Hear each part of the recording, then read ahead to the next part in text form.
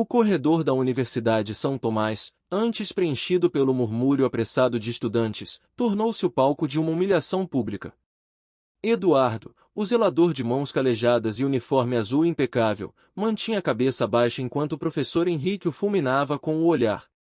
O acadêmico, envolto em um terno caro que exalava uma autoridade inquestionável, não aceitava o sussurro de correção que viera daquele homem invisível. A tensão era palpável, o ar no auditório parecia ter estagnado sob o peso do desdém. Henrique, com um sorriso cruel que não alcançava seus olhos frios, gesticulou para o palco, forçando o idoso a sair de sua zona de segurança entre vassouras e baldes. "Qual é seu nome?" perguntou o professor, sua voz amplificada pelo sistema de som, cortando o silêncio como uma lâmina. "Eduardo, professor." Respondeu o homem com uma humildade que Henrique confundiu com fraqueza. A arrogância do mestre não conhecia limites, e ele saboreava o momento como um predador. Olhando para a plateia de dezenas de jovens, ele ironizou a situação, enfatizando o abismo social que, em sua mente, separava a inteligência da servidão. "Eduardo, o zelador." Digamos que Eduardo aqui acredita saber mais sobre latim do que eu, que dediquei décadas de minha vida estudando línguas clássicas.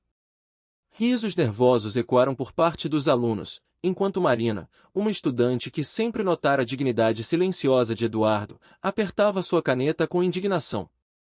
Eduardo tentou recuar, pedindo desculpas por sua audácia involuntária, mas Henrique estava decidido a transformá-lo em um exemplo de ousadia ignorante. O professor insistiu na humilhação, exigindo que o zelador desse uma aula sobre a citação de Cícero que ele próprio havia proferido de forma errônea. Eduardo respirou fundo, e algo em sua postura mudou. Os ombros, antes curvados pelo peso dos anos de trabalho braçal, se alinharam. Ele levantou o olhar, e pela primeira vez, os estudantes não viram apenas um funcionário da limpeza, mas um homem cujo brilho nos olhos carregava uma profundidade ancestral. Ele não falou de imediato, esperou que o silêncio de Henrique se tornasse desconfortável. Quando finalmente abriu a boca, a voz de Eduardo não era trêmula, mas firme e melodiosa, carregando a cadência perfeita de quem não apenas leu os clássicos, mas viveu neles. "O senhor citou amicus certus incerta cernitur, professor, mas a métrica e a fonte original de Nius, citada por Cícero em Diamicitia, diz, amicus certus in incerta cernitur." O auditório mergulhou em um vácuo de choque. A pronúncia de Eduardo era impecável, evocando a sonoridade do latim arcaico com uma fluidez que Henrique jamais alcançara. O professor empalideceu, sua boca entreaberta enquanto tentava processar a correção precisa. Mas Eduardo não parou por aí. Ele continuou, explicando o contexto histórico da frase em um português erudito, entrelaçando referências que iam além da literatura clássica. Para o espanto de todos, ele transitou suavemente para o grego antigo, citando Aristóteles para complementar o pensamento sobre a amizade verdadeira. Henrique, sentindo o chão fugir sob seus pés de grife, tentou interrompê-lo, mas as palavras de Eduardo agora tinham o peso de uma avalanche intelectual que ninguém ousaria deter. Sentindo a necessidade de retomar o controle, Henrique rugiu, tentando diminuir o zelador através da posição social. "De onde um limpador de chão tirou tais bobagens? Você decorou isso em algum verso de almanaque?" Eduardo deu um passo à frente, e a luz do auditório pareceu destacar as cicatrizes em suas mãos. "Eu não decorei, Henrique. Eu vivi. Ensinei essas mesmas lições em Heidelberg e na Sorbonne, antes que a vida e as circunstâncias me trouxessem de volta ao solo da minha pátria sob uma identidade que o senhor nunca se deu ao trabalho de conhecer." O uso do primeiro nome, sem o título de professor, foi o golpe final na autoridade de Henrique. Eduardo revelou, em um tom desprovido de rancor, que dominava 9 idiomas, resultado de uma carreira diplomática e acadêmica interrompida por uma tragédia política do passado. O silêncio que se seguiu foi absoluto, quebrado apenas pelo som de um notebook sendo fechado por Marina, que olhava para Eduardo com pura admiração. O zelador, percebendo que sua invisibilidade havia acabado, olhou para os estudantes com uma doçura melancólica. "O conhecimento, jovens, não veste terno nem carrega títulos para ser verdadeiro. Ele reside na busca honesta pela verdade, algo que o orgulho costuma cegar. Henrique estava estático, a face vermelha de vergonha, enquanto os alunos começavam a sussurrar o nome de Eduardo. O homem que limpava as salas era, na verdade, a mente mais brilhante que já havia pisado naquele auditório. A hierarquia da Universidade São Tomás havia sido subvertida não pela força, mas pela luz de um intelecto que não precisava de aplausos para existir. Eduardo então se dirigiu diretamente ao professor, que parecia ter encolhido sob a luz dos refletores. O senhor me perguntou se eu estava atrapalhando sua preparação. Creio que, na verdade, eu estava oferecendo a aula que o senhor ainda não está pronto para dar. Sem esperar por uma resposta, ele desceu do palco com a mesma calma com que subira. Os estudantes, antes indiferentes, agora se afastavam para abrir caminho, como se estivessem diante de um rei em trajes de plebeu. Marina levantou-se e começou a aplaudir, sendo seguida lentamente por outros, até que o auditório explodiu em uma ovação que não era para o palestrante oficial, mas para o homem que segurava a vassoura. Henrique tentou retomar a palavra, mas sua voz soava agora como um ruído insignificante diante da revelação. Ele percebeu que sua carreira naquela instituição nunca mais seria a mesma. Ele havia sido exposto não por um erro de pronúncia, mas por sua pobreza de espírito. Eduardo, por outro lado, não parecia deslumbrado com o reconhecimento. Ele caminhou até o fundo da sala, onde seu carrinho de limpeza o esperava.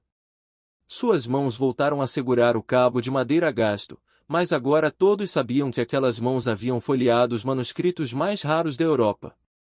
O segredo que ele guardara por mais de uma década estava fora, e com ele, a lição mais importante que aqueles alunos aprenderiam naquele ano. Ao sair do auditório, Eduardo sentiu o ar fresco do corredor. Ele sabia que as perguntas viriam, que a reitoria o chamaria e que, provavelmente, sua vida de anonimato chegará ao fim. No entanto, havia um alívio em sua alma. Ele havia defendido a dignidade do conhecimento contra a tirania da arrogância. Quando Marina correu ao seu encontro para pedir que ele indicasse uma leitura, ele sorriu genuinamente. Leia As Confissões de Santo Agostinho, minha jovem. No original, se puder. A verdade muitas vezes se esconde no silêncio entre as palavras, não no barulho dos aplausos. Ela assentiu, prometendo buscar o livro, enquanto Eduardo retomava seu trajeto pelo corredor de mármore. A Universidade de São Tomás nunca esqueceu aquele dia. O zelador de 9 línguas tornou-se uma lenda viva, um lembrete constante de que a grandeza não precisa de palcos para brilhar. Eduardo continuou a trabalhar por mais alguns meses, agora cercado de estudantes que buscavam não apenas sua limpeza, mas seus conselhos. Henrique, por sua vez, solicitou transferência pouco tempo depois, incapaz de suportar o peso do próprio ego ferido. Eduardo provou que, embora o mundo possa ignorar os simples, a sabedoria tem uma voz que, quando decide falar, faz o universo parar para ouvir. Ele empurrou seu carrinho em direção ao pôr do sol, um mestre disfarçado, satisfeito por ter ensinado a lição que não estava no currículo. O auditório da Universidade São Tomás estava mergulhado em um silêncio sepulcral, interrompido apenas pela respiração pesada do professor Henrique. A humilhação que ele impunha a Eduardo não era apenas uma correção profissional, mas um ataque deliberado à dignidade do homem que segurava a vassoura. Com o rosto retorcido em uma máscara de superioridade, o acadêmico despejou seu veneno diante de dezenas de estudantes que assistiam à cena com um misto de fascínio e horror. Ou talvez você tenha percebido que não deveria ter se intrometido em assuntos que estão muito além de sua compreensão. Disparou Henrique, acreditando que o peso de seus títulos esmagaria qualquer resistência daquele homem simples. Marina, observando da terceira fileira, sentia o coração martelar contra o peito, angustiada pela crueldade gratuita que presenciava no palco daquela instituição de ensino. A fúria de Henrique atingiu o ápice quando ele percebeu que o silêncio de Eduardo não era de submissão, mas de uma observação profunda. Perdendo completamente a compostura que seu cargo exigia, o professor gritou, sua voz ecoando pelas paredes de mármore como um trovão descontrolado. Calha a boca, analfabeto! Berrou ele, avançando um passo. Você é incapaz de aprender. Como ousa questionar alguém que possui formação acadêmica quando você mal consegue ler? As palavras cortavam o ar, tentando despir Eduardo de sua humanidade. O zelador permaneceu imóvel, os olhos fixos no chão, enquanto suas mãos, marcadas pelo tempo e pelo trabalho pesado, tremiam de uma forma que apenas Marina parecia notar. Era o limite da resistência de um homem que guardara segredos por tempo demais. Quando Henrique ordenou que ele voltasse para sua vassoura e deixasse a educação para quem realmente entendia, algo mudou na atmosfera do recinto. Eduardo começou a se virar, mas parou no meio do movimento. Ele respirou fundo, e o ar ao seu redor pareceu vibrar com uma autoridade nova e inesperada. Ao levantar a cabeça, o brilho em seus olhos não era mais de humilhação, mas de uma inteligência afiada que dormitara sob o uniforme azul. A citação correta é amicus certus in incerta cernitur. Um amigo verdadeiro é conhecido na hora incerta. Disse ele, com uma voz baixa que, paradoxalmente, silenciou todo o auditório. A precisão de sua dicção deixou os estudantes boquiabertos. Eduardo não parou na tradução, ele avançou sobre o erro técnico do professor com a destreza de um cirurgião literário. Explicou que Henrique havia misturado conceitos e que a pronúncia do latim clássico exigia uma sonoridade que o mestre arrogante ignorava. E a pronúncia correta de certus é com o som de K, não o som suave que o senhor utilizou.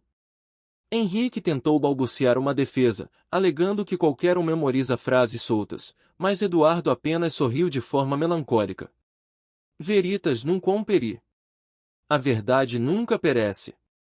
Antes de sair, ele murmurou algo em uma língua estrangeira que Marina não reconheceu, mas que soava como a música de uma elite intelectual esquecida, deixando para trás um professor transformado em uma estátua de sal. Na manhã seguinte, o jardim central da universidade parecia o mesmo, mas para Marina, tudo havia mudado. Ela encontrou Eduardo cuidando das plantas, uma tarefa que ele executava com uma reverência quase religiosa. Ao se aproximar, ela tentou romper o muro de silêncio que ele erguera novamente. Bom dia, seu Eduardo. Fiquei muito impressionada com o que aconteceu ontem. O zelador, porém, tentou minimizar o ocorrido, alegando que fora apenas um mal-entendido e que não deveria ter se intrometido. Mas Marina não se deixou convencer pela modéstia. O senhor estava certo. Eu pesquisei. A citação dele estava realmente errada. Eduardo continuou seu trabalho, seus olhos perdidos na distância como se visse um passado que não pertencia àquele jardim. A paz da manhã foi abruptamente quebrada pela chegada de Henrique. O professor não trazia mais o brilho de vitória, mas uma irritação mal contida que beirava o desespero. Ele ignorou a presença de Marina e apontou o dedo para o peito de Eduardo, reafirmando as fronteiras invisíveis que ele acreditava serem intransponíveis. O que aconteceu ontem foi inaceitável. Você me constrangeu na frente dos meus alunos. Eduardo, mantendo a cortesia que era sua armadura, pediu desculpas, mas Henrique não buscava reparação, buscava silenciamento. Você é um funcionário da limpeza. Seu trabalho é limpar, não opinar sobre assuntos acadêmicos. Entendeu? O comando era claro, a inteligência de Eduardo era uma ameaça que precisava ser contida nos porões da hierarquia. Henrique proibiu Eduardo de trabalhar próximo às suas salas, um ato de covardia que Marina assistiu com indignação. Após a saída do professor, ela tentou consolar o homem que agora voltava a ser apenas o zelador aos olhos da instituição. Sinto muito por isso. O senhor não merecia ser tratado assim.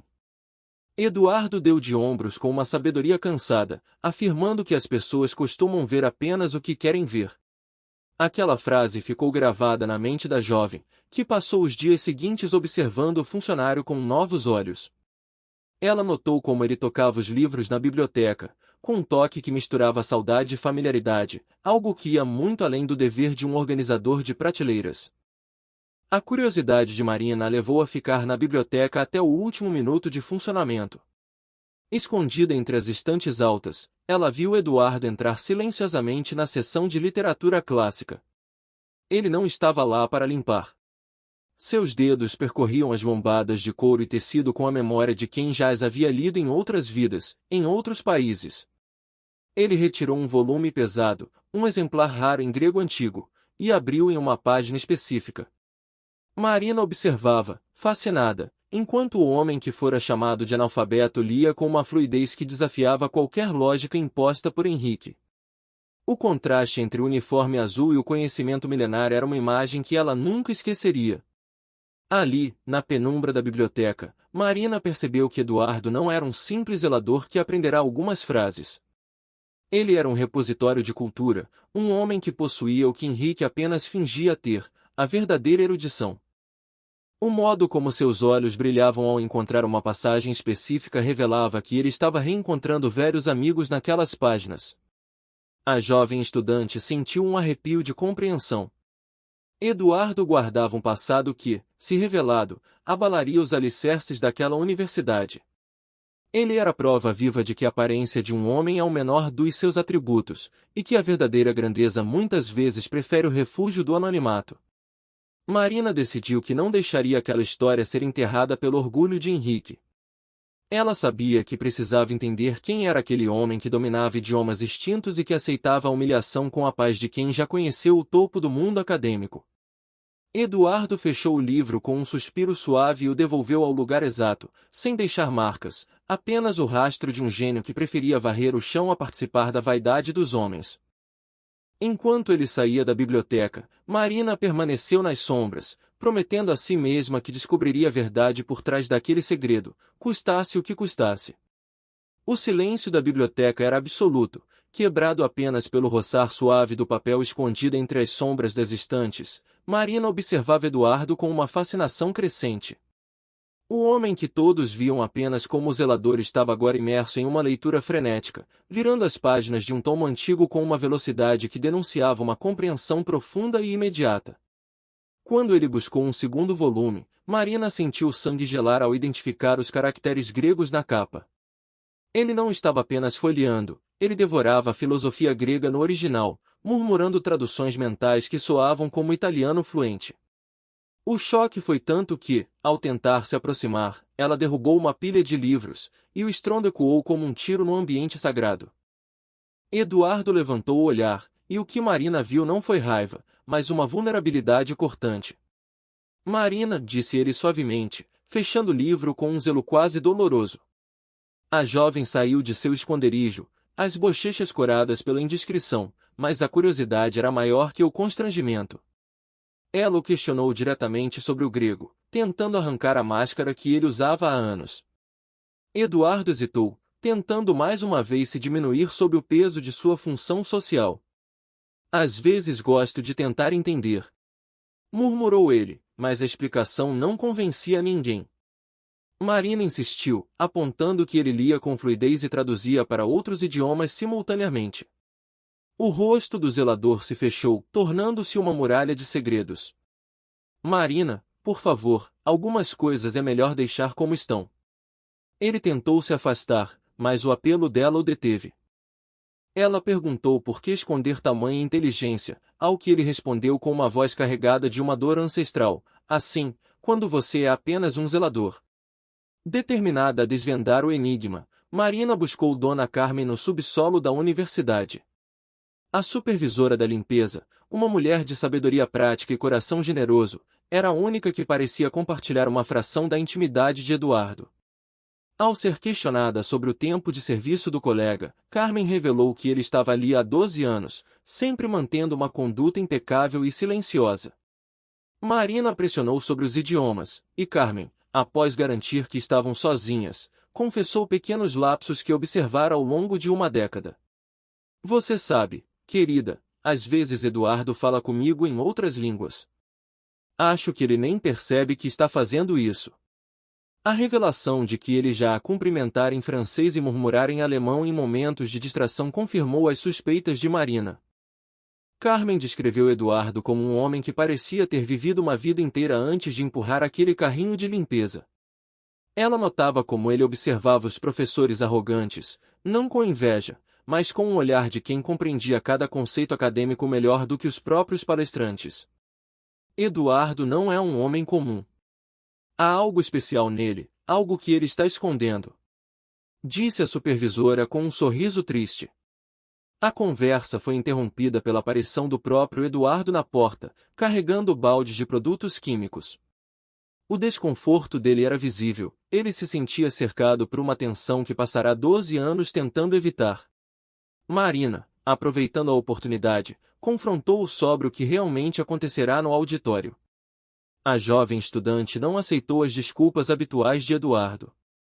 Ela afirmou com convicção que o domínio do latim não fora sorte, mas prova de um conhecimento vasto e perigoso para o seu disfarce. Eduardo ficou estático, uma luta interna desenhando-se em suas feições calejadas. O medo de ser descoberto duelava com a resignação de quem já não aguentava mais o peso do silêncio.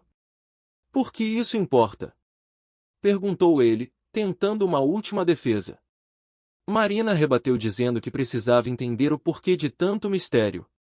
Foi então que, pela primeira vez, ele permitiu que uma fresta de sua alma erudita aparecesse, respondendo em um francês perfeito e melancólico: "Algumas verdades são pesadas demais para carregar."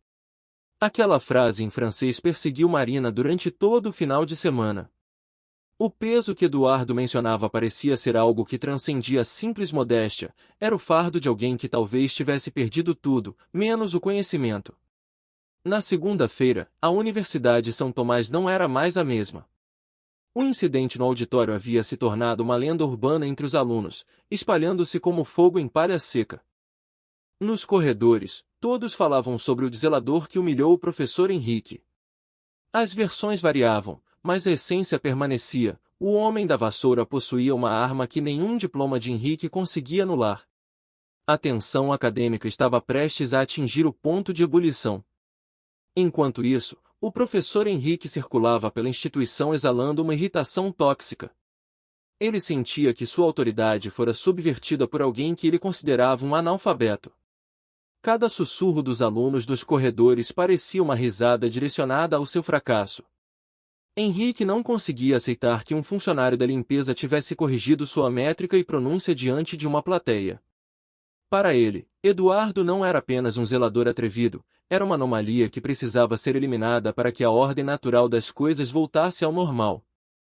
O professor começou a tramar uma forma de tirar Eduardo de seu caminho, ignorando que o passado do homem era muito mais profundo do que ele poderia imaginar.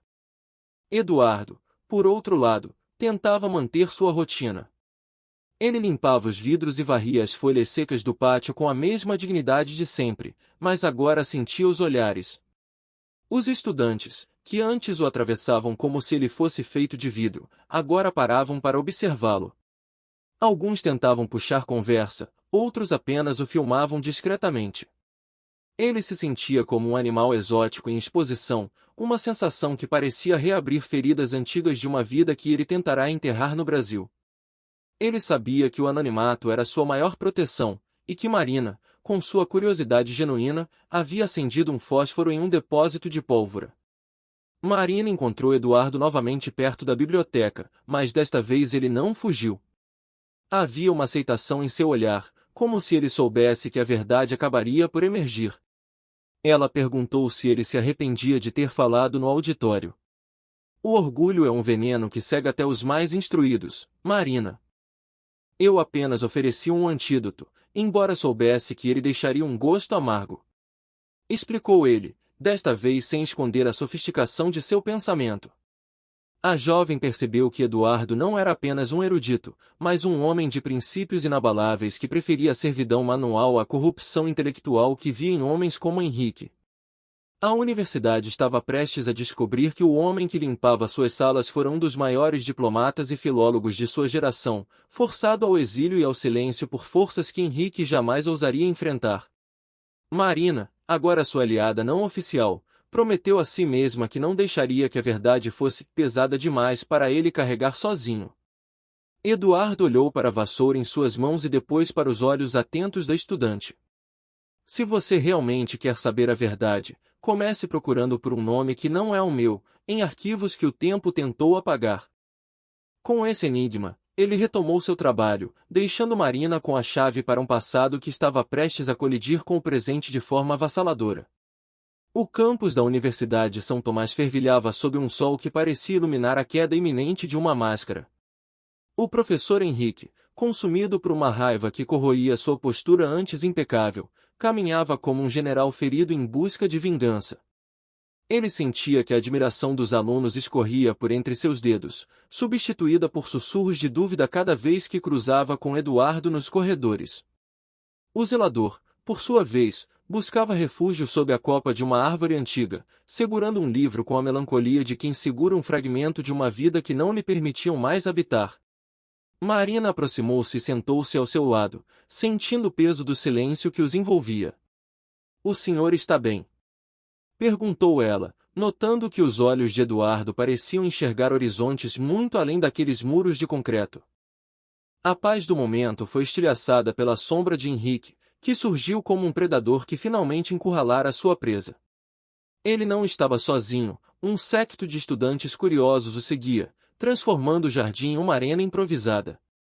Lucas, o aluno conhecido por documentar cada escândalo acadêmico, já posicionava o celular, capturando a expressão de satisfação sádica no rosto do professor. Bem. Nosso especialista em latim está dando aulas particulares agora.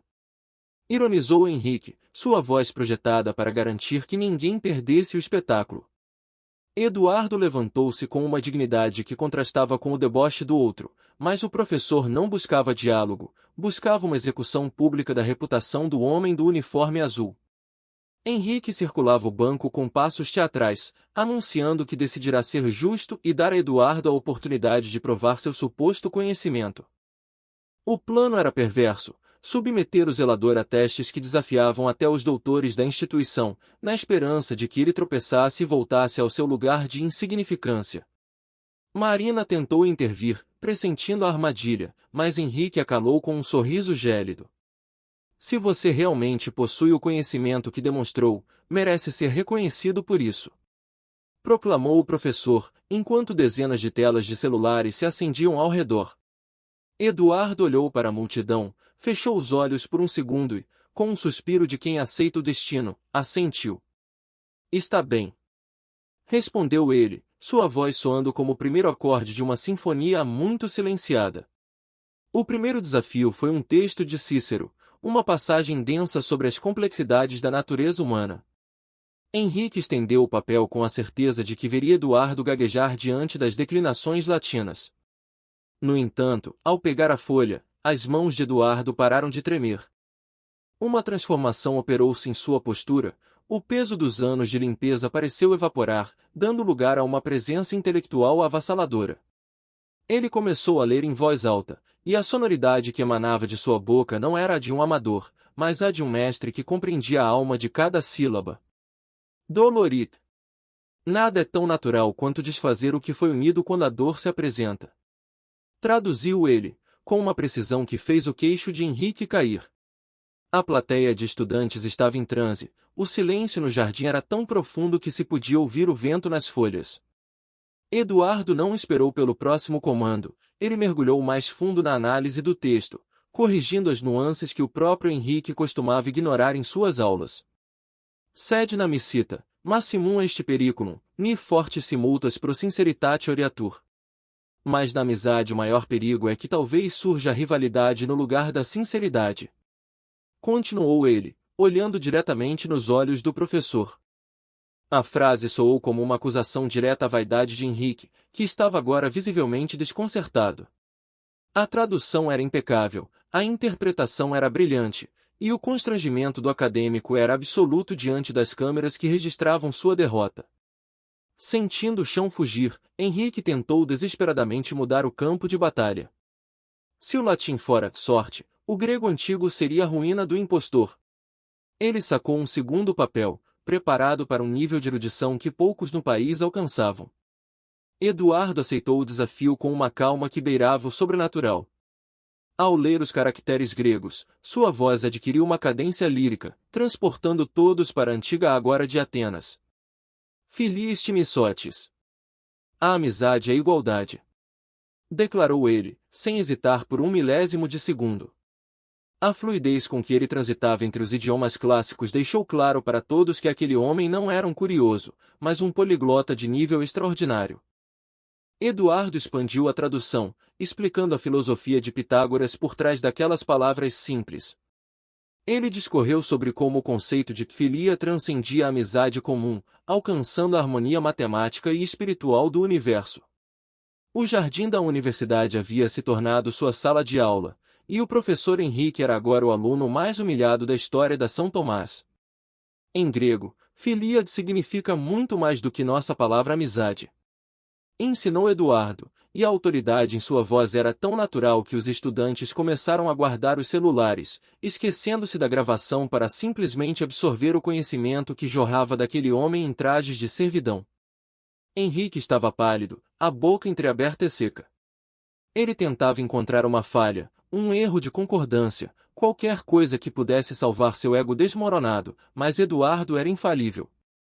O zelador então fez algo que ninguém esperava. Ele devolveu o papel a Henrique, com um olhar de profunda compaixão, ofereceu ao professor a chance de retomar sua dignidade. Gostaria de tentar outro idioma? Perguntou Eduardo, e o tom não era de desafio, mas de uma oferta quase professoral. A pergunta pairou no ar, pesada e definitiva. Henrique percebeu que, se continuasse, Eduardo poderia humilhá-lo em francês, alemão ou qualquer outra das 9 línguas que ele secretamente dominava. Marina observava a cena com lágrimas nos olhos. Ela via o homem que fora chamado de analfabeto brilhar com uma luz que ofuscava todos os títulos de Henrique. A verdade estava escancarada, a educação e o caráter de Eduardo eram imensuráveis, enquanto a soberba de Henrique era vazia. O vídeo de Lucas já estava sendo compartilhado em tempo real, atravessando os muros da universidade e alcançando o mundo exterior. A vida de Eduardo como zelador invisível terminara naquele instante, destruída pela própria arrogância de quem tentou diminuí-lo. Ele não era mais apenas Eduardo, ele era a personificação da sabedoria que o mundo tentará enterrar. O silêncio final foi quebrado apenas pelo som de um balde sendo chutado acidentalmente por um aluno ao fundo. Eduardo fez uma leve reverência, um gesto de cavalheirismo de uma época esquecida, e começou a se afastar. Henrique permaneceu estático no centro do jardim, cercado por dezenas de testemunhas de sua queda. Marina correu para o lado de Eduardo, mas ele não parecia vitorioso, parecia exausto. O peso da verdade, como ele mesmo dissera, era difícil de carregar. O senhor mudou tudo hoje, seu Eduardo. Sussurrou Marina. Ele olhou para ela com um meio sorriso triste. Eu apenas li o que estava escrito, Marina. O resto, as pessoas verão como quiserem ver. O jardim da Universidade São Tomás transformou-se em um templo de saber ancestral, onde a vassoura de Eduardo parecia ter se convertido em um cetro de autoridade intelectual. A cada nova língua que o zelador proferia, a muralha de arrogância do professor Henrique desmoronava, tijolo por tijolo. Eduardo não apenas traduzia, ele evocava a alma de cada cultura com uma facilidade que beirava o sobrenatural. O francês fluiu de seus lábios com uma elegância parisiense, trazendo uma reflexão cortante sobre a natureza das relações humanas. A amizade começa onde ou quando o interesse termina. Traduziu ele, enquanto Marina sentia um arrepio percorrer sua espinha, percebendo que aquelas palavras eram um espelho da alma nobre do homem à sua frente. A demonstração de erudição seguiu como uma avalanche linguística que soterrou qualquer tentativa de defesa de Henrique. Eduardo transitou para o alemão com uma firmeza teutônica, citando Aristóteles para definir a amizade como uma alma habitando 2 corpos, e logo em seguida abraçou a sonoridade melódica do italiano. A amizade dobra as alegrias e corta as tristezas pela metade. Proclamou ele, e a multidão de estudantes, agora em choque completo, começou a aplaudir o homem que antes ignoravam. O espetáculo continuou pelo espanhol, japonês e terminou no árabe, onde Eduardo definiu a amizade como um tesouro inesgotável. Henrique estava paralisado, empalidecido por uma verdade que sua mente acadêmica não conseguia processar. No auge da aclamação popular, Eduardo olhou para seu agressor com uma serenidade que doía mais do que qualquer insulto. Ele não buscava a glória do palco, mas a justiça da verdade. Com uma calma professoral que silenciou os gritos de júbilo, ele entregou a lição final ao homem que tentará destruí-lo. Professor Henrique, a verdadeira educação não está em humilhar os outros, mas em reconhecer que todos têm algo a ensinar. Essas palavras ecoaram como um veredito ético, selando a queda moral do palestrante arrogante diante de dezenas de câmeras que imortalizavam o momento para o mundo digital. Contudo, o destino reservava uma reviravolta ainda mais dramática. Entre a multidão, surgiu a figura venerável do professor Antônio, o decano aposentado cujos olhos brilhavam com o reconhecimento de um segredo guardado por décadas. Ao ver o zelador, o velho mestre não hesitou em romper o disfarce que Eduardo sustentara com tanto sacrifício. Eduardo, Eduardo Santana! Exclamou Antônio, aproximando-se com passos rápidos e emocionados. O pânico atravessou o rosto de Eduardo, uma expressão de caça coada que Marina nunca imaginara ver naquele homem tão sereno. O segredo de 12 anos estava prestes a ser rasgado diante de todos. Antônio não deu espaço para recuos. Ele se voltou para a plateia de estudantes, que agora somava mais de 50 pessoas em um círculo de expectativa febril, e revelou a identidade real do homem de uniforme azul. Eduardo Santana, o melhor professor de linguística que esta universidade já teve. As palavras do decano atingiram Henrique como um raio físico, fazendo-o cambalear. O auditório ao ar livre mergulhou em um silêncio absoluto, processando a informação de que o homem que limpava o chão era, na verdade, a mente mais brilhante da história daquela instituição. O pânico de Eduardo transformou-se em uma resignação pesada, o ombro curvando-se sob o peso da revelação. A biografia de Eduardo começou a ser desenrolada por Antônio como um épico acadêmico. Ele revelou que Eduardo fora o professor mais jovem a se tornar titular, aos 32 anos, um gênio capaz de decifrar manuscritos que outros especialistas consideravam enigmas insolúveis. Marina, fazendo contas rápidas, percebeu que a aparência envelhecida de Eduardo era fruto do sofrimento, não do tempo. Ele era consultor de universidades europeias, autor de 3 livros sobre linguística comparada.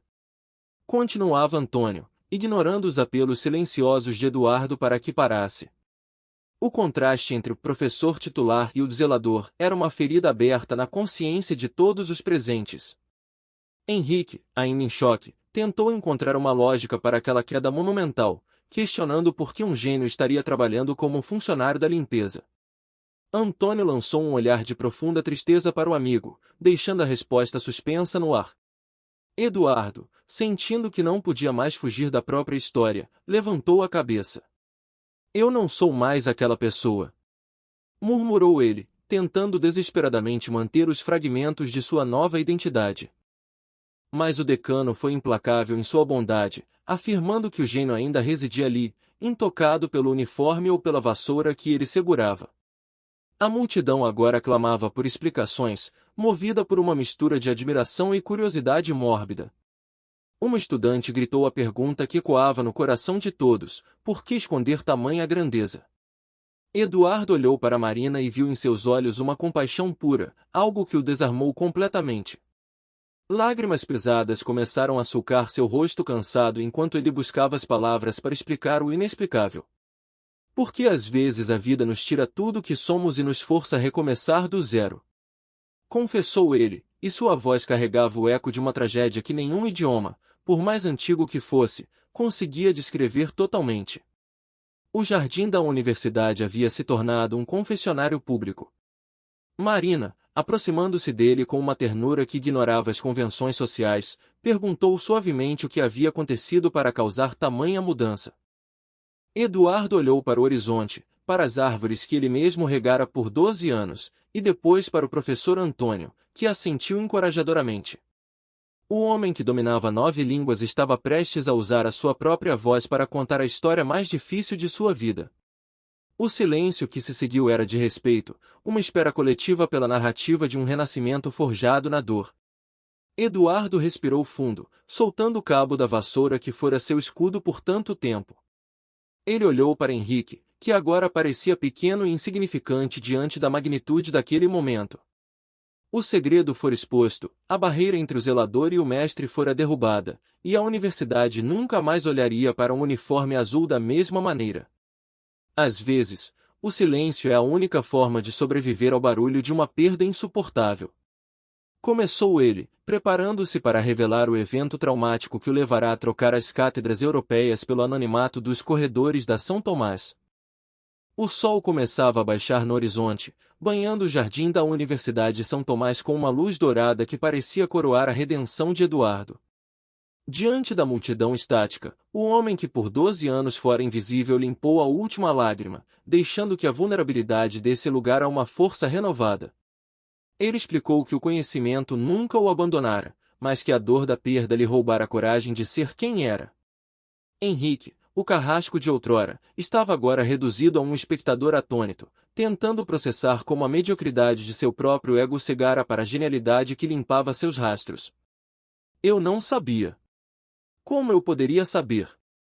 Balbuciou o professor, em um tom que misturava vergonha e uma tardia busca por redenção. Eduardo olhou com uma serenidade que desarmava qualquer rancor, demonstrando que a verdadeira sabedoria não guarda espaço para o ódio. Ele confessou que, por um momento, as ofensas de Henrique o fizeram acreditar que ele realmente havia se tornado apenas um zelador, perdendo o vínculo com sua essência intelectual. Contudo, o erro grosseiro na citação de Cícero foi o gatilho necessário para que o mestre adormecido despertasse. Quando ouvi você citar Cícero incorretamente, algo dentro de mim despertou. Não pude ficar calado vendo o conhecimento ser distorcido. Afirmou Eduardo, enquanto o professor Antônio, o decano, sorria ao ver seu velho amigo emergir das cinzas do anonimato. A tensão deu lugar a uma curiosidade vibrante quando Lucas, o estudante que documentava tudo, percebeu que a contagem dos idiomas ainda não estava completa. Com o celular em riste e milhares de pessoas assistindo à transmissão ao vivo, o jovem instigou Eduardo a revelar as peças que faltavam no seu mosaico linguístico. Marina, pendente de cada palavra, viu o zelador respirar fundo antes de invocar a sonoridade densa do russo. Druzbetervuk Liu de Viodnelli. Proclamou ele, traduzindo em seguida que a amizade é o coração de duas pessoas em um único corpo. O jardim, transformado em um anfiteatro de aclamação, explodiu em aplausos que ecoavam por todo o campus. Faltava o nono idioma, o segredo final de uma mente sem fronteiras. Eduardo hesitou por um breve instante, como se estivesse saboreando a liberdade de ser novamente um poliglota. Então, proferiu uma frase em uma língua que soava como o vento nas estepes, Dostlukik Rumbir Beden Ded. Ao explicar que se tratava do turco e que a frase definia a amizade como duas almas vivendo em um corpo, o jardim explodiu em um êxtase ensurdecedor. Estudantes de todos os cursos corriam para o local, atraídos pelo fenômeno que viralizava em tempo real, transformando o simples funcionário da limpeza em um ícone de resistência e sabedoria. Henrique, profundamente tocado e visivelmente arrependido, aproximou-se de Eduardo com os olhos baixos, estendendo a mão em um pedido silencioso de trégua. Ele reconheceu que suas palavras haviam sido imperdoáveis, mas Eduardo, com a grandeza dos que realmente entendem a condição humana, recusou o papel de vítima. O ex-zelador afirmou que a crueldade de Henrique fora, ironicamente, o despertar de que ele precisava para retomar sua jornada. Sou um professor. Sempre fui e sempre serei um professor. Não importa onde eu trabalhe ou que uniforme eu use. Declarou ele, recuperando a postura firme e a voz cheia de uma dignidade que nenhum título poderia comprar. O clímax da cena ocorreu com a chegada do reitor Augusto, que fora alertado pelo tumulto sem precedentes no jardim. Ao ser apresentado Eduardo pelo professor Antônio, o reitor estacou, como se estivesse diante de uma assombração histórica. Ele reconheceu o nome de Eduardo Santana como autor de obras fundamentais que ele próprio estudará na pós-graduação. O homem que limpava as salas era, na verdade, uma lenda viva da linguística, alguém cujos livros eram pilares da área. Meu Deus! Seu livro foi texto obrigatório na minha pós-graduação. Você é uma lenda no campo da linguística! Exclamou o reitor, ignorando completamente o uniforme azul manchado de poeira. Eduardo, contudo, manteve os pés no chão, corrigindo gentilmente que ele fora uma lenda e que agora era apenas um homem em busca de subsistência.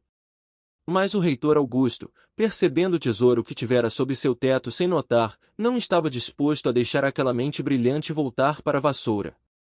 Diante de dezenas de câmeras e olhos atentos, ele fez o convite que mudaria o curso daquela universidade para sempre. Eduardo Santana, gostaria de falar comigo em meu escritório. Tenho uma proposta que pode interessá-lo.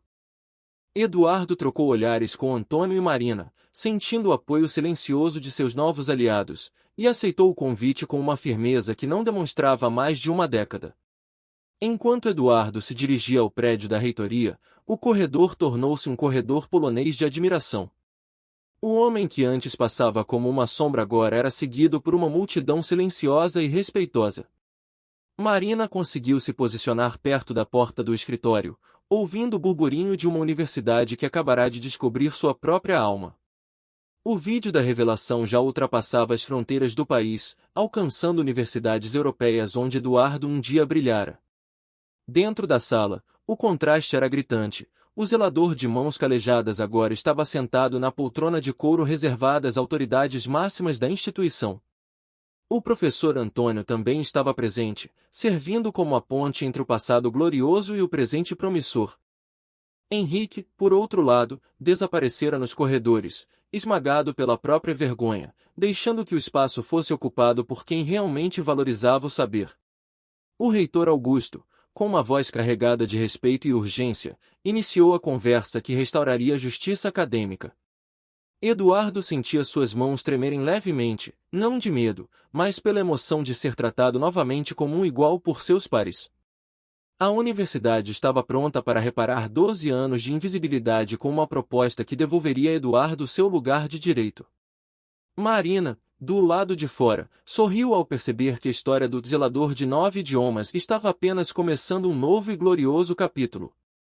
Ela sabia que a partir daquele dia, nenhum estudante da São Tomás passaria por um funcionário da limpeza sem se perguntar que universos inteiros poderiam estar escondidos sob um uniforme simples.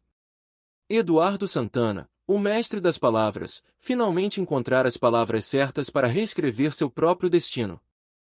O silêncio do escritório foi quebrado pelo início de uma nova jornada, onde a vassoura seria substituída pela caneta, e o anonimato pelo reconhecimento de uma vida dedicada à beleza da linguagem. O escritório do reitor, antes um símbolo de burocracia e poder, transformou-se em um santuário de confissões dolorosas. Augusto e o professor Antônio ouviam em silêncio absoluto, confrontados com a realidade de que a lenda acadêmica que procuravam nunca saiu do campus, ela apenas trocou a beca pelo esfregão. Eduardo, sentado na poltrona de couro que parecia grande demais para sua figura agora vulnerável, deixou que o peso de 16 anos de silêncio finalmente desabasse. Eu não desapareci, reitor. Eu me escondi.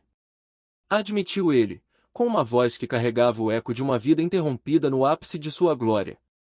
O mistério que cercava o sumiço do gênio da linguística começava a se dissipar, revelando uma ferida que nenhum diploma ou título internacional fora capaz de estancar.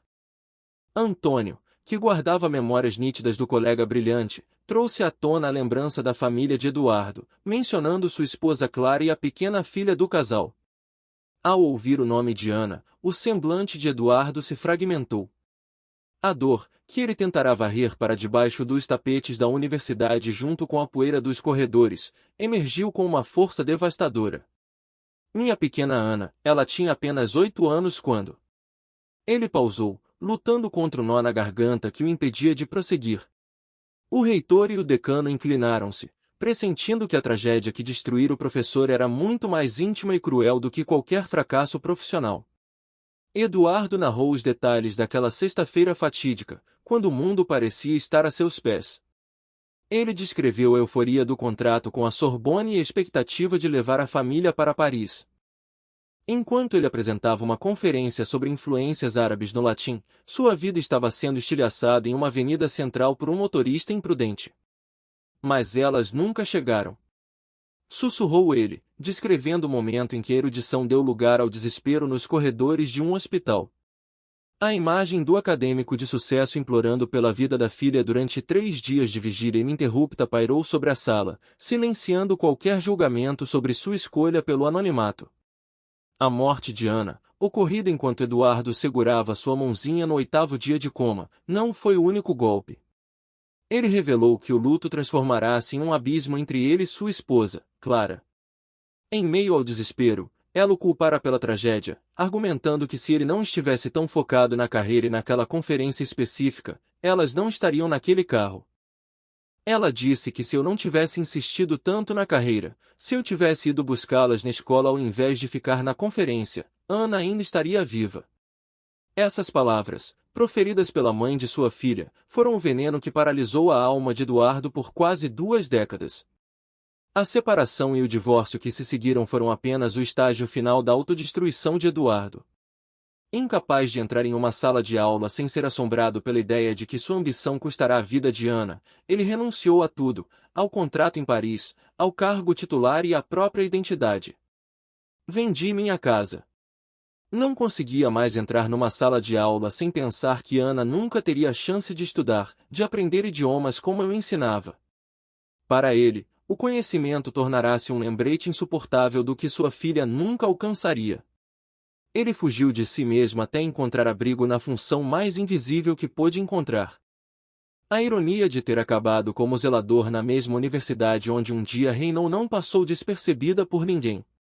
Eduardo explicou que se candidatou sob um sobrenome materno, tornando-se Eduardo Silva, um homem sem passado e sem expectativas. Para o reitor, era difícil processar que um dos maiores intelectuais do país passará anos limpando as salas onde seus próprios livros eram estudados.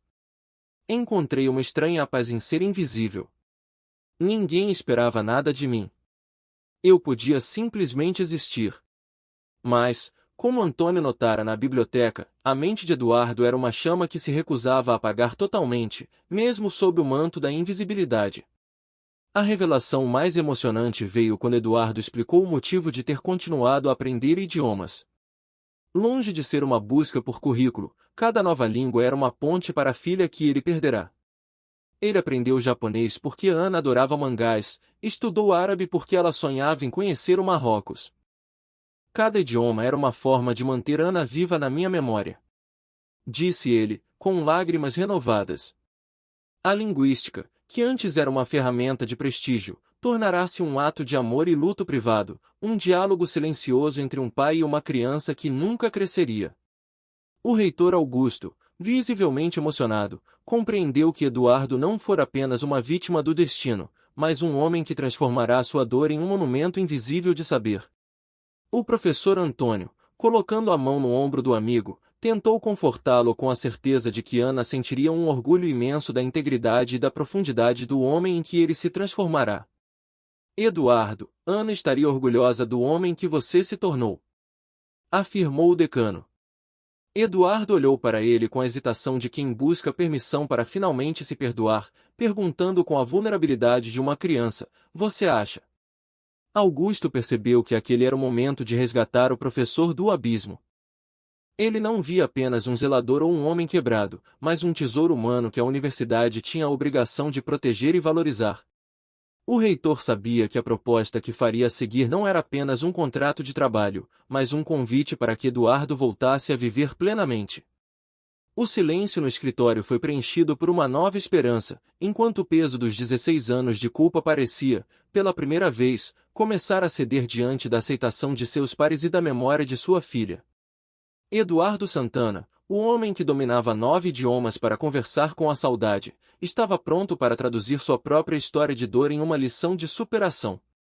Ele olhou para o reitor, aguardando as palavras que selariam seu retorno oficial ao mundo ao qual ele sempre pertenceu.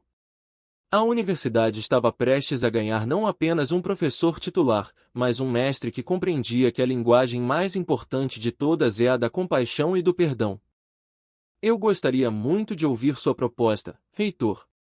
Disse ele, endireitando os ombros e deixando, enfim, o uniforme de Silva para trás para reassumir o nome e a grandeza de Santana. O ar no escritório da reitoria, antes carregado de tragédia e luto, subitamente se preencheu com uma eletricidade de renovação. O reitor Augusto, com uma convicção que não admitia réplicas, assegurou a Eduardo que sua filha Ana transbordaria de orgulho ao ver o pai resgatar sua essência. O convite para assumir uma cadeira inédita de linguística multicultural não era apenas um emprego, mas uma missão de cura através do ensino. Eduardo, sentindo o peso de 16 anos de invisibilidade se dissipar, fechou os olhos e permitiu-se uma visão redentora. Sua pequena Ana, agora imaginada como uma jovem universitária, sorrindo na primeira fila de sua aula. Sim, eu aceito, declarou ele, e aquela afirmação selou não apenas o seu retorno, mas o renascimento de uma lenda que a universidade acreditava ter perdido para sempre. A notícia da nomeação de Eduardo Santana atravessou os corredores da São Tomás como um vendaval, impulsionada pelos milhares de visualizações que transformaram o antigo zelador em um símbolo nacional de resiliência. Enquanto o campus fervilhava, uma figura inesperada surgiu à porta da reitoria. O professor Henrique, cuja arrogância fora o estupim de toda a revelação, apresentava-se agora com os ombros baixos e o olhar desprovido de seu antigo brilho autoritário. Ele carregava consigo o peso de uma epifania amarga, percebendo que o homem que ele humilhara era o único capaz de lhe ensinar a verdadeira face da educação. Ao entrar, o silêncio que se seguiu foi denso, marcado pela expectativa de um novo confronto ou de uma rendição final. Henrique não buscou justificativas para sua crueldade, mas sim a expiação através de um pedido de desculpas público e sincero. Ele reconheceu que, enquanto Eduardo limpava as salas e organizava os livros com uma cortesia imutável, ele próprio se perdia em um pedestal de importância vazia. O contraste entre a nobreza silenciosa do zelador e a petulância do doutor tornou-se o espelho onde Henrique finalmente enxergou sua própria pobreza de espírito. Primeiro quero que todos nesta sala testemunhem meu pedido de desculpas, disse ele, com a voz embargada pela percepção de que sua conduta fora o oposto de tudo o que um mestre deveria representar para seus alunos. O arrependimento de Henrique foi além de meras palavras formais, foi um reconhecimento da superioridade moral de Eduardo. Ele destacou que, mesmo após ter sido alvo de uma humilhação brutal, Eduardo não reagira com vingança ou escárnio. Em vez disso, o ex-zelador ofereceu compaixão e clareza intelectual, tratando seu agressor com um respeito que este certamente não merecia. Você me ensinou uma lição que nenhum livro, nenhuma universidade jamais poderia ensinar, admitiu Henrique, entregando-se à evidência de que a dignidade não reside nos títulos acadêmicos, mas na forma como tratamos aqueles que consideramos inferiores na escala social. A transformação de Henrique culminou em uma proposta que deixou todos no escritório em estado de choque absoluto. Ele não queria apenas o perdão de Eduardo, ele desejava a sua tutela. O professor de literatura clássica, que outrora se achava o ápice da sabedoria, reconheceu que em uma única tarde o zelador lhe ensinara mais sobre humanidade e pedagogia do que décadas de carreira. A humildade, finalmente despertada em seu coração, levou-o a um pedido inusitado que alteraria a hierarquia daquela instituição de forma permanente. Quero que você seja meu mentor, declarou Henrique, com uma convicção que ecoou pelas paredes do escritório como um manifesto de mudança. Eduardo piscou várias vezes, tentando processar o pedido de seu antigo carrasco. A ideia de mentorar o homem que tentará reduzi-lo ao nada era um teste final de sua própria capacidade de perdoar. O reitor Augusto e o professor Antônio observavam a cena com um sorriso discreto, percebendo que a universidade estava presenciando um milagre acadêmico. A conversão da soberba em busca por conhecimento real. Henrique insistiu que a união entre a vasta linguística de Eduardo e sua própria experiência literária poderia resultar em algo revolucionário para os alunos, criando uma ponte entre o rigor técnico e a sensibilidade humana. O jardim, onde Marina e Lucas ainda monitoravam as redes sociais, tornou-se o epicentro de uma revolução cultural. O vídeo de Eduardo não era mais apenas sobre um zelador poliglota, mas sobre a queda das máscaras e o triunfo da essência sobre a aparência. A proposta de mentoria de Henrique para Eduardo, que logo vazou para os corredores, gerou uma onda de debate sobre a ética no ensino. Os estudantes começaram a perceber que a educação de elite não valia nada se não fosse acompanhada pela humildade de reconhecer que o saber pode vir de qualquer lugar, inclusive de quem segura uma vassoura. Dentro da sala, Eduardo finalmente quebrou o silêncio, olhando para Henrique com uma ternura que só os que muito sofreram conseguem emanar. Ele percebeu que a dor de Henrique era a dor da descoberta de um vazio interior, e que ele, Eduardo, possuía a abundância necessária para preenchê-lo.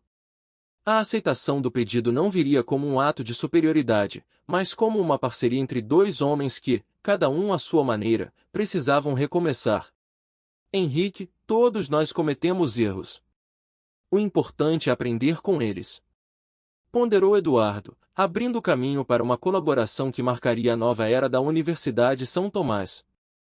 Augusto, o reitor, aproveitou o momento para oficializar a nova estrutura da faculdade. Ele propôs que o primeiro projeto da nova cadeira de Eduardo fosse um seminário conjunto com Henrique, focado na linguagem da empatia nas civilizações. Seria a forma definitiva de mostrar à comunidade acadêmica que a universidade não toleraria mais arrogância como padrão. Eduardo assentiu, sentindo que cada palavra que ensinaria dali em diante carregaria não apenas a técnica dos idiomas, mas o peso de sua própria superação e a memória radiante de Ana. O professor Santana estava, enfim, de volta ao seu lar. Eduardo dirigiu-se a Henrique com uma voz que não carregava mais o peso do disfarce, mas a clareza de um mestre que reencontrou seu caminho. Ele aceitou o desafio de trabalhar juntos, transformando a humilhação do passado na base de um futuro compartilhado. A universidade nunca mais seria a mesma, e o nome de Eduardo Santana seria lembrado não apenas pelo seu gênio, mas pela coragem de ter sido invisível para, no momento certo, iluminar a todos com sua verdade. Henrique, se você está disposto a aprender, eu estou mais do que disposto a ensinar. Vamos trabalhar juntos. Concluiu Eduardo, estendendo a mão para selar o novo destino de ambos.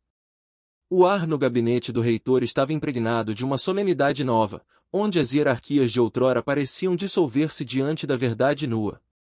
Henrique, o homem que antes media o valor humano por títulos e ternos caros, agora buscava a redenção na igualdade.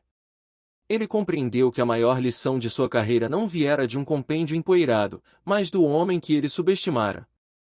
Eduardo, ao aceitar o aperto de mão e o pedido de mentoria, estabeleceu a regra de ouro para essa nova jornada.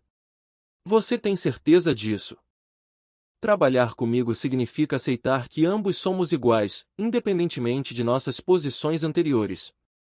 Alertou o mestre, recebendo um aceno firme de Henrique, que estava finalmente pronto para ver a essência além da casca. A quietude da reflexão foi interrompida por Marina, que entrou na sala como um furacão de entusiasmo digital. O celular em suas mãos era uma janela para um fenômeno que transcendia os muros da Universidade São Tomás. O vídeo da humilhação transformada em triunfo não era mais um registro local, tornará-se um manifesto global de dignidade. De Harvard a Oxford, as mentes mais brilhantes do planeta rendiam-se à erudição e à postura de Eduardo. Desculpe interromper, mas vocês precisam ver isso. Os vídeos viralizaram completamente.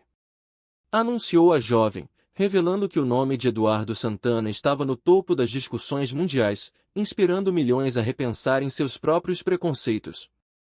A repercussão não se limitava a elogios acadêmicos, ela tocava o cerne da esperança humana. Marina, com a voz embargada, leu relatos de pessoas que, inspiradas pela trajetória de Eduardo, decidiram abandonar a vergonha de suas origens humildes para retornar aos estudos. Um homem, prestes a desistir por causa da idade, encontrara no zelador poliglota o combustível para se inscrever na universidade. Eduardo ouvia tudo em silêncio, as lágrimas molhando seu rosto não mais por tristeza, mas por perceber que sua dor fora transmutada em propósito. Ele realmente disse isso? Perguntou ele, maravilhado com o impacto de sua própria coragem. O reitor Augusto percebeu que a universidade tinha em mãos algo muito maior que um professor talentoso, possuía um símbolo de perseverança global. Henrique, observando a comoção, sentiu o privilégio de ser o primeiro a testemunhar aquela metamorfose, mesmo que seu papel inicial tivesse sido de vilão. Eduardo, agora ereto e com o olhar de um verdadeiro líder, sentiu que o luto por sua filha Ana finalmente encontrava um repouso digno. Parece que temos muito trabalho pela frente. Afirmou ele, com um sorriso que iluminou a sala, indicando que a revolução na educação estava apenas começando e que ninguém seria deixado para trás. Eduardo vislumbrou um programa onde a humanidade fosse a disciplina principal, nivelando reitores e funcionários da limpeza como eternos aprendizes. Henrique, ansioso por sua transformação, prontificou-se a ser o primeiro aluno dessa nova escola de pensamento. Contudo, Eduardo, com sua sabedoria característica, corrigiu-o gentilmente, elevando-o à categoria de parceiro. Não, Você será meu primeiro parceiro, porque verdadeira educação acontece quando todos ensinam e todos aprendem. O reitor aplaudiu a visão de Eduardo, reconhecendo que a pedagogia fora reinventada naquele instante, sob o teto de uma sala onde antes reinava a arrogância. 3 meses se passaram, e a Universidade São Tomás tornou-se o epicentro do movimento Educação Sem Preconceitos, alcançando mais de 40 países. Eduardo não mais empurrava o carrinho de limpeza, ele ocupava o centro de uma sala de aula vibrante e diversificada. Seus alunos eram uma mistura improvável de jovens acadêmicos, funcionários veteranos e professores renomados, todos unidos pelo desejo de aprender com um homem que dera voz ao silêncio. Bom dia, turma! Saudou ele, repetindo a frase em 4 idiomas para abraçar a diversidade de sua audiência, garantindo que o acolhimento fosse a primeira lição do dia. Na primeira fileira, o cenário era prova viva da mudança. Henrique e Dona Carmen sentavam-se lado a lado, compartilhando anotações e perspectivas. O antigo professor arrogante tornará-se um dos educadores mais eficazes e humildes da instituição, guiado pela mentoria constante de Eduardo. A sala era um microcosmo de um mundo ideal, onde o saber não servia para criar abismos, mas para construir pontes. Marina, agora monitora da disciplina, observava a cena com o orgulho de quem for a primeira a enxergar a luz por trás do uniforme azul, vendo seu mestre brilhar em sua plenitude. Antes de iniciar a aula teórica, Eduardo compartilhou uma correspondência que sintetizava o alcance de sua luta. Uma carta vinda de um zelador na Alemanha revelava que, graças ao exemplo de Eduardo, ele tivera coragem de revelar seu domínio de 5 idiomas, ganhando uma bolsa de estudos em tradução. O relato emocionou a todos, reforçando que a dignidade é intrínseca ao ser, e não ao traje. Obrigado por me ensinar que dignidade não depende do uniforme que vestimos. Dizia o texto, validando cada ano de invisibilidade que Eduardo suportara em silêncio. Eduardo continuou a ler relatos de outras partes do mundo, uma professora aposentada nos Estados Unidos que voltará ativa, um estudante japonês criando intercâmbios culturais e uma escola sul-africana instituindo o Dia da Dignidade. O impacto de sua história criará uma onda de choque que derrubava muros de exclusão em todos os continentes. Ele colocou a carta sobre a mesa, olhando para cada rosto em sua sala com uma gratidão profunda. O peso da perda de Ana agora era equilibrado pela esperança de milhares de Anas e Eduardos que voltavam a sonhar através de seu exemplo. O mestre das 9 línguas finalmente compreendeu que sua maior obra não foram os livros que escreveu ou as teorias que desenvolveu, mas a vida que escolheu retomar. A Universidade São Tomás não era apenas um lugar de ensino, mas um farol de humanidade. Eduardo Santana, o homem que se escondeu para sobreviver, agora brilhava para que outros pudessem ser vistos. Ele olhou para a turma, respirou o ar da liberdade e preparou-se para ensinar que, na gramática da vida, o amor e o respeito são os únicos verbos que realmente importam.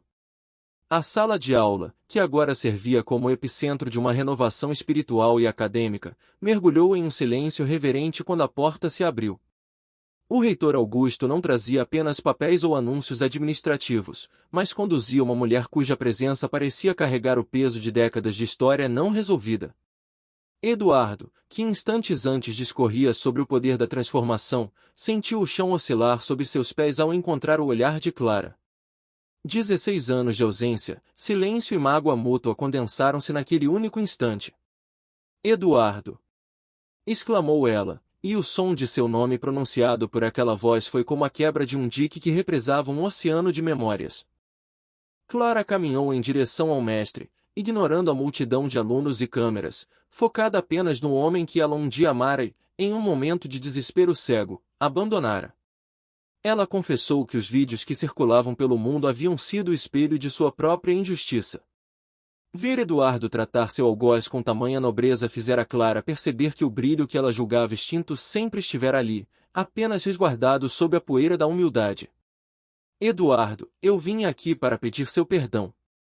Disse ela, com as lágrimas traçando caminhos de redenção em seu rosto, enquanto reconhecia que ele sacrificará tudo por uma família que não soubera sustentá-lo na hora da dor. Eduardo, mantendo a serenidade que se tornará sua marca registrada, tentou confortá-la, argumentando que ambos foram vítimas de um sofrimento que os privara da razão. No entanto, Clara foi firme em sua autoflagelação moral, destacando que a grandeza de Eduardo residia justamente na sua capacidade de transmutar a humilhação em sabedoria. Ela se tornou a voz de todos aqueles que o subestimaram, pedindo desculpas não apenas por si mesma, mas por um sistema que valoriza o status acima do caráter. Por favor, me deixe falar. Durante todos esses anos, eu carreguei a culpa de ter abandonado o homem mais íntegro que já conheci. Declarou ela, selando o fim de uma era de ressentimentos. A cena ganhou um contorno ainda mais emocionante quando o professor Henrique, o antigo antagonista de Eduardo, levantou-se para corroborar as palavras de Clara. Ele, que outrora fora o símbolo da arrogância acadêmica, ofereceu-se como testemunha da alma nobre do colega.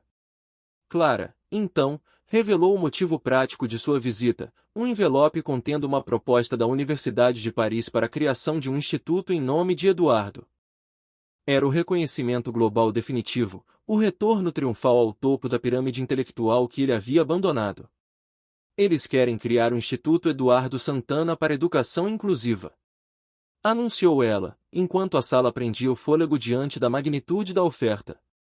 A resposta de Eduardo, contudo, foi o que realmente definiu sua nova identidade. Ele olhou para os rostos de seus alunos, para o reitor e para Marina, percebendo que sua Paris já estava ali, naqueles corredores onde ele um dia varrera o chão.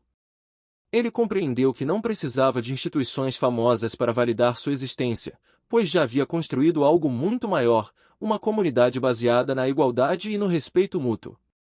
Sabe de uma coisa? Há 16 anos eu achava que havia perdido tudo.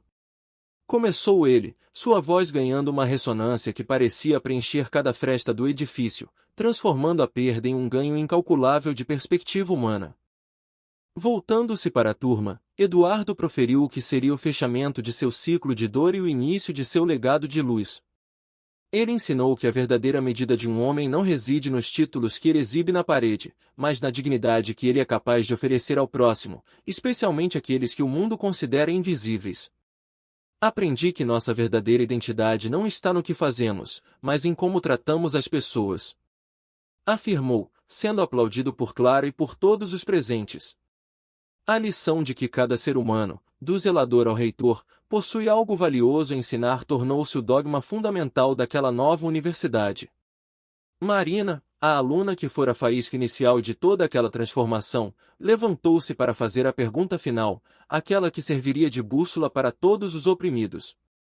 Ela quis saber o que ele diria a quem enfrenta o preconceito hoje. Eduardo sorriu, e naquele sorriso não havia mais o rastro do zelador Silva, mas a autoridade plena do professor Santana. Eu diria, mantenha sua dignidade, continue aprendendo, trate todos com respeito e lembre-se de que sua verdadeira medida não está no que os outros pensam de você. Respondeu ele, oferecendo um antídoto contra a crueldade do julgamento alheio. Enquanto observava os estudantes de diferentes origens caminhando juntos pelo campus através da janela, Eduardo sentiu que a missão de sua vida estava cumprida. A dor de ter perdido Ana fora o adubo amargo que permitirá o florescimento de uma floresta de esperança para milhares de outros jovens. Ele entendeu que todos são, simultaneamente, professores e alunos na vasta e complexa escola da existência. A sala explodiu em aplausos que não eram apenas para o gênio poliglota, mas para o homem que teve a coragem de ser humilde o suficiente para ser gigante. A jornada de Eduardo Santana chegará ao seu ápice. De professor emérito a zelador invisível, e de zelador a ícone global de redenção, ele provou que o conhecimento sem amor é apenas informação, mas o conhecimento temperado pelo sofrimento e pela compaixão é sabedoria divina. A união com Clara, agora baseada em um novo tipo de respeito, simbolizava a reconciliação com seu próprio passado. Ele não era mais assombrado pelo que perderá, mas fortalecido por tudo que decidirá reencontrar dentro de si mesmo, transformando a tragédia em um hino à vida. O verdadeiro conhecimento, como Eduardo demonstrara, não residia nos 9 idiomas que ele falava com perfeição, mas na linguagem universal do coração que ele agora ensinava ao mundo. A Universidade São Tomás deixará de ser apenas uma instituição de ensino para se tornar um farol de humanidade. Eduardo Santana sabia que a lição mais importante fora entregue, a capacidade infinita de transformar dor em propósito. O trabalho apenas começou. Sussurrou ele para si mesmo, enquanto os aplausos continuavam a ecoar, celebrando o mestre que ensinou o mundo a enxergar com a alma.